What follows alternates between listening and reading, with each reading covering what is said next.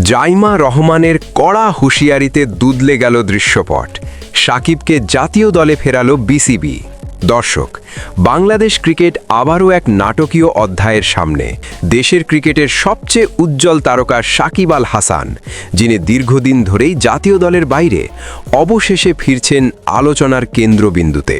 ২৪ জুলাই গণ অভ্যুত্থানের পর থেকে জাতীয় দলের সাকিবের অনুপস্থিতি ছিল চোখে পড়ার মতো।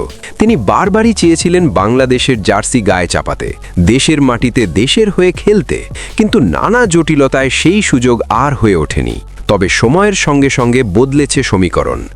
বোর্ড সভা শেষে বাংলাদেশ ক্রিকেট বোর্ডের মিডিয়া কমিটির প্রধান আমজাদ হোসেন সংবাদ সম্মেলনে বলেন, যদি সাকিব আল হাসানের অ্যাভেলেবিলিটি, ফিটনেস ও অ্যাক্সেসিবিলিটি ঠিক থাকে এবং যে ভেন্যুতে খেলা হবে সেখানে উপস্থিত থাকার সক্ষমতা থাকে, তাহলে বোর্ড বা নির্বাচক প্যানেল অবশ্যই তাকে পরবর্তী সময়ে দলে বিবেচনা করবে। এই বক্তব্যে ফের নতুন করে আশায় বুক বাঁধেন ক্রিকেট প্রেমীরা। তবে তখনও সিদ্ধান্ত ছিল অনিশ্চিত। সব জল্পনা কল্পনার ইতি ঘটে হঠাৎ করেই। বিসিবির একাধিক সূত্রের দাবি, জাইমা রহমান সরাসরি বাংলাদেশ ক্রিকেট বোর্ডকে কড়া বার্তা দেন। তার বক্তব্য ছিল স্পষ্ট ও কঠোর। যেভাবেই হোক, আসন্ন পাকিস্তান সিরিজে সাকিব আল হাসানকে জাতীয় দলে ফেরাতে হবে।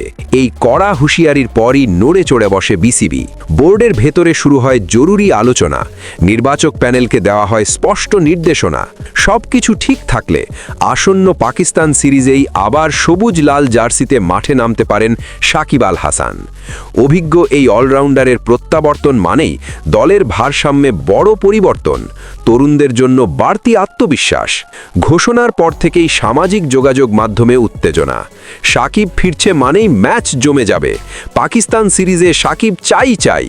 দর্শক, জাইমা রহমানের কড়া হুঁশিয়ারি আর বিসিবির দ্রুত অবস্থান পরিবর্তন, এই দুইয়ে মিলেই বদলে গেল সাকিব আল হাসানের ভাগ্য। এখন পুরো দেশের অপেক্ষা একটাই, ফিরে এসে কি আবারও বাংলাদেশকে জয়ের পথে টানবেন সাকিব আল হাসান? আপনার মতামত কমেন্টে জানান।